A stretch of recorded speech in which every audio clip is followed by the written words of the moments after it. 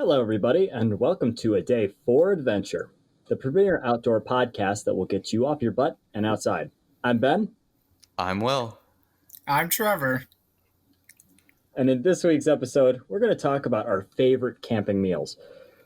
So, to kind of explain how we're going to do this all today, what we're going to do is we're going to basically list each one of our three favorite things we like to eat at camp. Now, the key to this is not going to be a cooking guide. This is really us just going to be telling you, hey, you should like this and you will like this.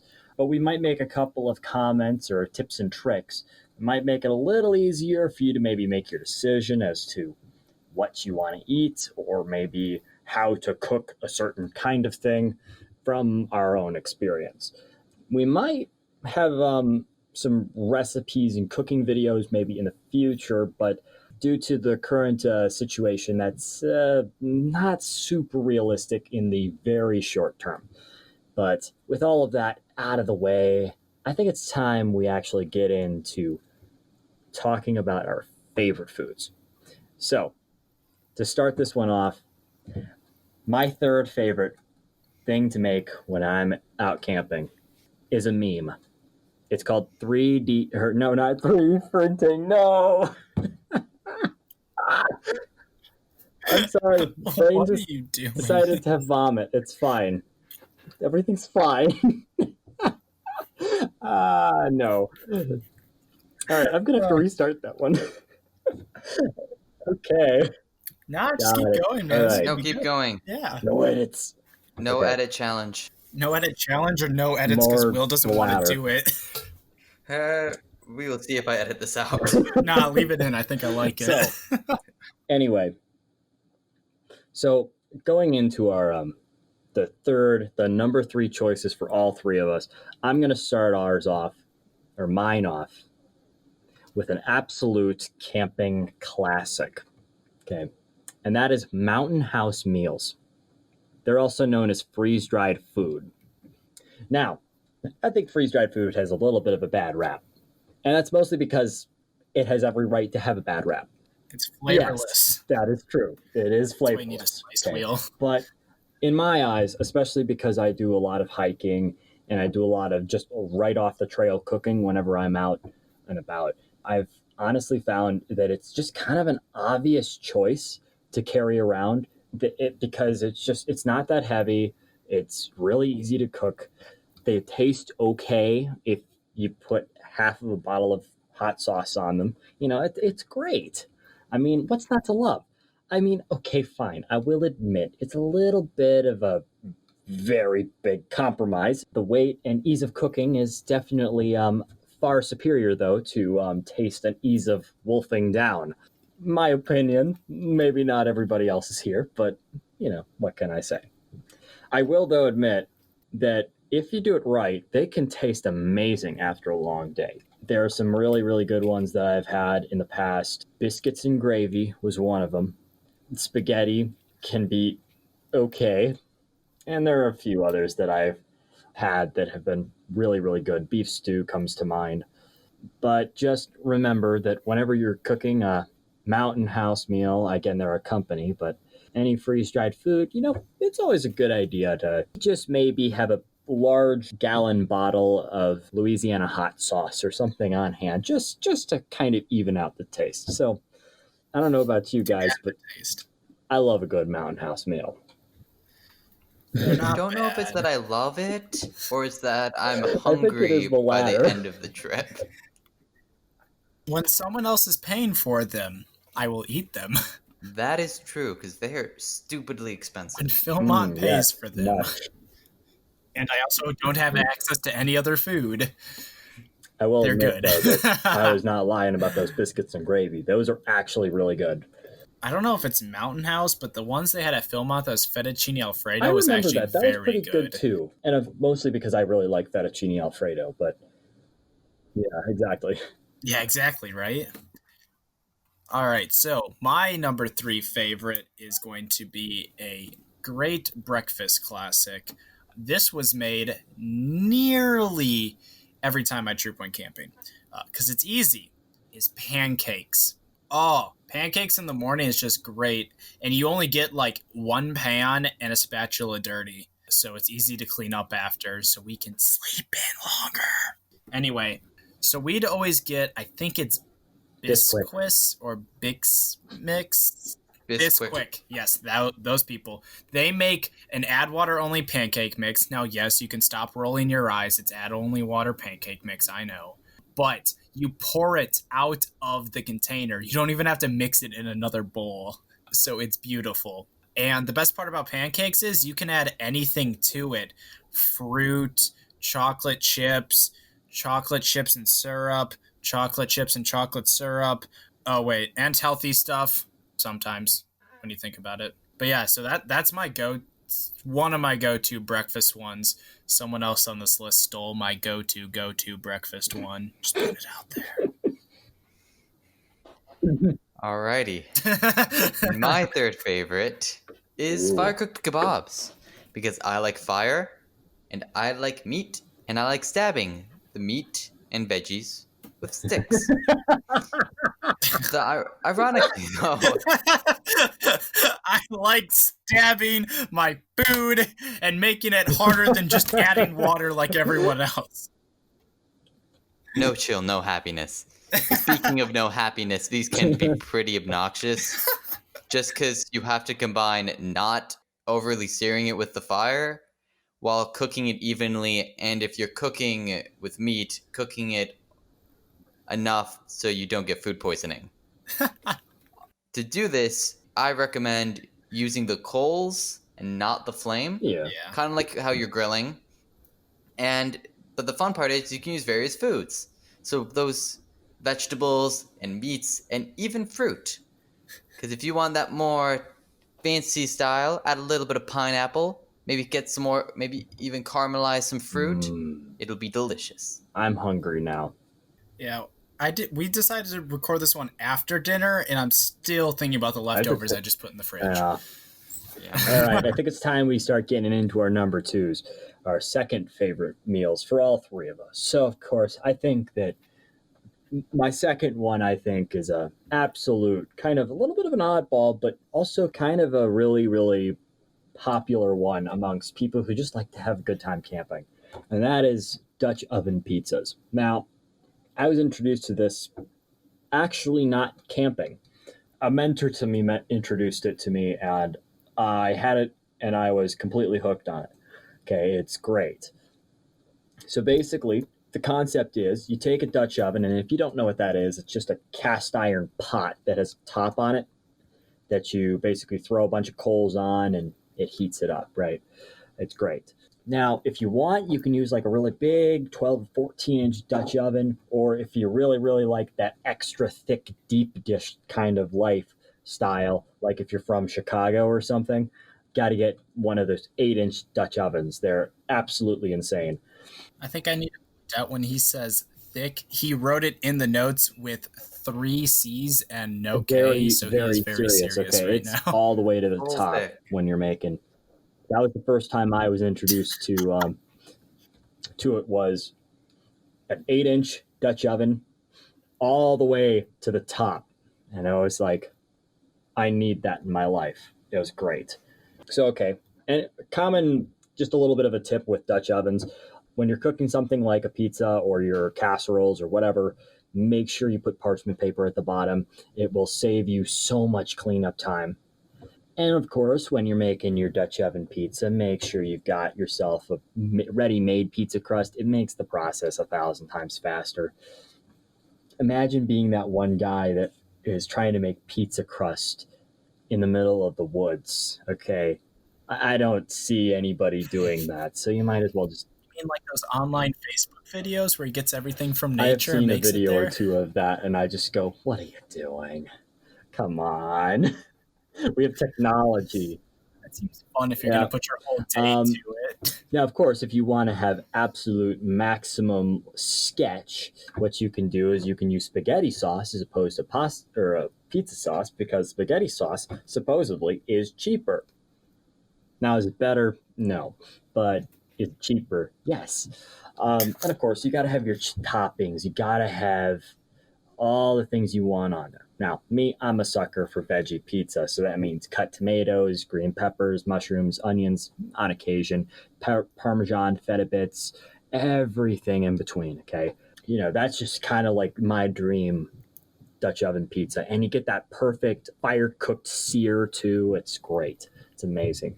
I highly recommend you try out a Dutch oven pizza. It is not something you're going to want to do on your hiking trip, but if you're going to be just, you know, basically holding out at one position for a long period of time, Dutch oven pizza is a great old pick me up. All right, so my next two are actually desserts, but I'm going to count them as meals because, again, one of mine was stolen, and two, desserts are better anyway. I save room for desserts every time I go camping. So one of the nice, easy ones, and you can do it by yourself, especially if your whole group doesn't want to make them, is pudgy pies. Pudgy pies? Oh my gosh, those Pudgy are really pies good. are so good. Anyway, so one thing you are going to have to go out and buy a pudgy pie maker, which again is something cast iron. It has two sides. Well, I guess I should try what a pudgy pie is first.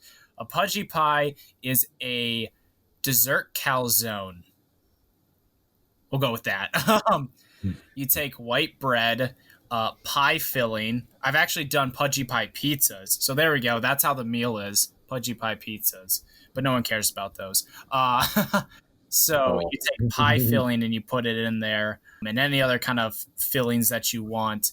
And so you have your slices of bread, and that's what goes into this little cast iron contraption. It folds shut and locks shut. So you have bread that's actually touching the cast iron. You should put some butter in there too so they don't stick. Anyway, and then you have those in both sides, and on one of them you put your pie filling and whatever else you want to do. You can make grilled cheese, you can make pizza, you can make pie filling ones. My favorite was blueberry, and then you close it up, put it in the fire right into the coals, kind of like you would for a Dutch oven. Flip it over after. Oh no, now it's testing me. How long? Do you guys know? I think probably maybe between 5 and 15, depending Whoa, on the it heat is of your not fire. 15. I Think guess it I is. use a hotter fire. It is not 15. No, you put it up Total, but not on for one 15 if side. you have a. Anyway, we'll get through that. You You only, cook it correctly, which is an art on its own with anything using a fire. And then you open it up. It'll actually seal well, depending on the size of them, it'll seal the edges shut for you as well. Throw some powdered sugar on top of that and then eat it like a sandwich. It is beautiful. mm, I'm really, really Yeah. hungry now. I think I have goldfish around here. Now, for my second favorite, are you seriously eating goldfish right now? No. Anyways, second favorite is Dutch oven nachos because they are easy to clean up. They are gluten free because I can't have happiness. I was allergic to everything, by the way. They are. I'm just gluten. Oh, that's Only right. Now celiac. it's just. Yep. But it is one of my favorites because it's relatively easy to use, especially for Dutch oven cooking. As just a few tips to make yours really easy. Use tinfoil for easy cleanup. That way you just take the tinfoil out and then just wipe down the Dutch oven. And then use pre-cooked meat like a frozen chicken slices, as this is both will take less time and it's easier to check if it's ready because you don't have to worry about food poisoning. And don't forget that heat. I personally love adding fresh jalapenos to it, but a Mexican flavored hot sauce is also a fantastic option. And now it's time. The most important part of the podcast, the best of the best, our favorite camp foods. Actually, I'm going to ruin this real quick. No! I thought it was kind of funny. When Will said, don't forget the heat, I thought he meant like of the fire. And I was kind of like, what the hell are you talking about? All of these foods need heat. And then you're like jalapenos and hot sauce. And I was like, wow, I feel dumb. And I feel like that was necessary. So now rebuild up our favorites. Oh my God. Back to you, Will. No more build up. Here's our favorites. Okay. So of course, the absolute cream of the crop, the absolute best of the best that I have to offer from my camping meals is completely undisputable in my eyes. I think the other two will dispute me on this one, but You're completely it wrong. is French toast. Completely. Okay. I think I stole this one from Trevor, didn't I? No, I didn't. but I have done it before. It is good, but we've messed it up before as well. Okay, so the key to French toast, though, is that it's not just breakfast, but it can also become dessert if you're really, really crafty. So basically, why do I like French toast? Well, the answer is a little bit more vague. It's not really healthy. It's not really overwhelmingly tasty. It's not even lightweight. But what it does offer is that perfect pick me up. It's really, really good. It's like almost like that pudgy pie, but a little bit more open, if you will, right? That's why I like French toast over pudgy pies. Blasphemy. Basically, the biggest advantage of French toast is that it does not really require any special equipment, quote unquote. So you don't have the sandwich press, or the pudgy pie press. Instead you're just using like a cast iron skillet or something to that extent, right? It doesn't take super long to make, and it's not super equipment intensive as long as you do your planning beforehand. If you guys have never really made like French toast before, go online and look up some really good gourmet ones, because those are the ones you want to be paying attention to. Okay, but you don't have to worry much about the bread. Go get cheap bread. Nobody cares. Eggs, of course. Vanilla is a really key part of it. So get real vanilla extract of some form, or even better, real vanilla. Some nutmeg and or cinnamon, or any other spices that you like to put in there. A splash of milk or cream to give it a little extra texture. Maybe some water to make it a little bit more pliable. And, there's a couple other things you could throw in there. But otherwise, honestly, that's about heaven right there. So my pro tip is just to pre-make your batter at home.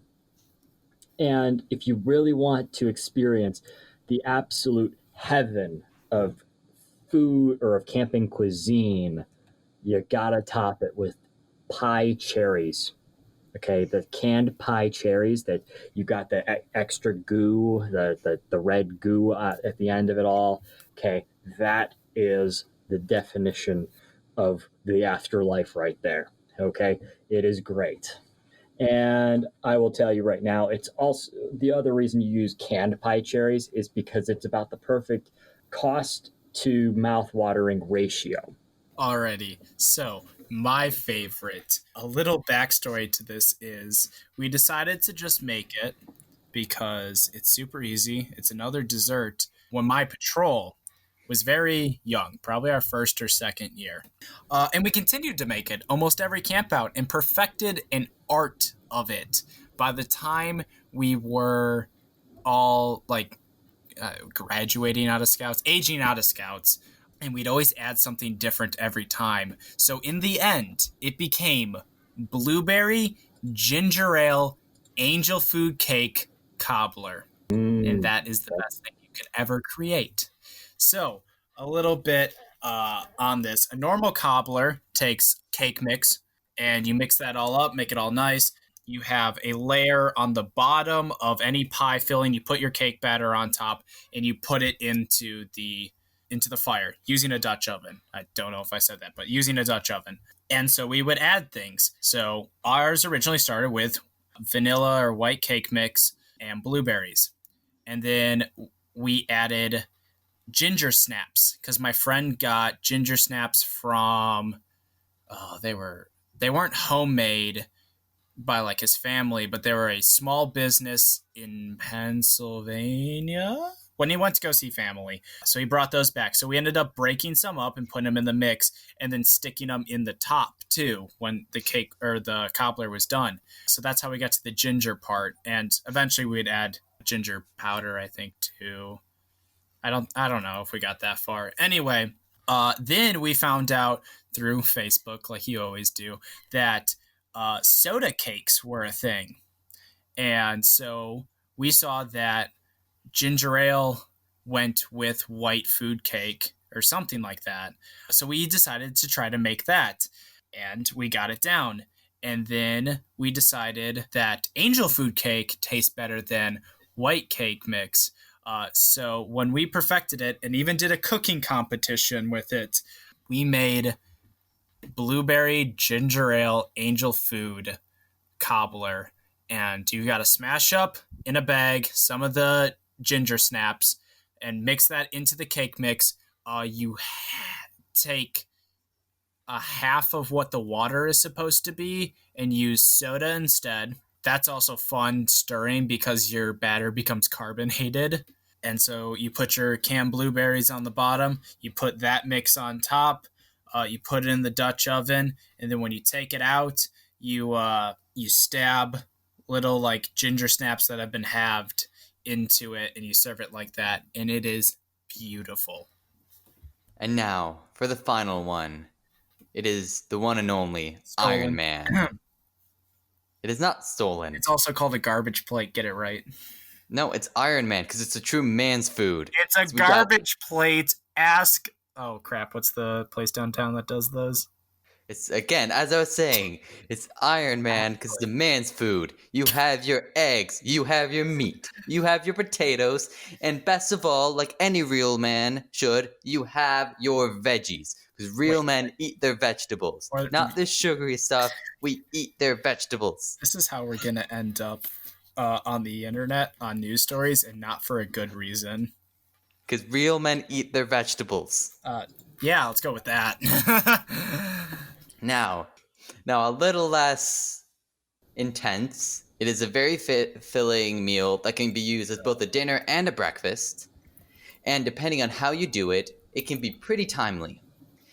Because the trick is, if you want for the cooking process to last forever, use frozen ground sausage and fry your potatoes by hand. For easiness, and if you actually want to eat your food and not spend all your time cooking it, use pre-cooked sausage and frozen hash browns.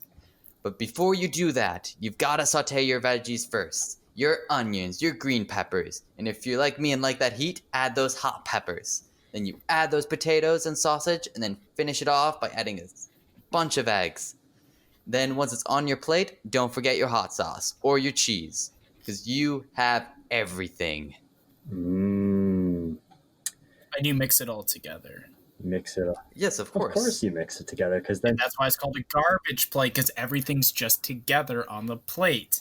But it's Iron Man, because you feel like you're made of iron. And because that's you're what I a said man. before, real men eat their veggies. Oh, no. All right. Also, I don't think you put plenty enough meat in that. It's cooked sausage and bacon and Canadian bacon and ham for good measure. Canadian bacon. And your veggies. Yeah. And, I don't know. Do eggs count as a vegetable? No, you get the green peppers and the onions Eggs are and the spicy a protein. peppers. Yeah, eggs are a protein. I know they are. I'm just giving you crap. That's why Gaston eats 12 eggs. But then Popeye, the epitome of manly man, eats his spinach. Eat your veggies. Because if you don't, you're not a man. That's exactly what I'm saying. And now let's cut to the end. All right. Okay. So, if you're like me... I want to take... Oh, no. No, I want to take over the ending on this one so I can get the name of our podcast correct this time. Okay. Okay? Okay. All right. Go for it. Alrighty. So, we've just talked about our best meals, and that's great. Sorry, I'm biding time. Are you looking it up? No. Anyway, so we talked about our top 3 favorite meals. Hopefully this gives you guys some ideas on what you can make in the future, or you just like listening to us to ramble on. If you made it this far, thank you. I'm not sure everyone makes it this far. But next time, we are going to be talking about how to be a good camp counselor, or not what to do if your job is working in the outdoors. So, this has been a Day 4 adventure. thank you guys for listening. Get off your butts, get outside, and have a great time in the outdoors.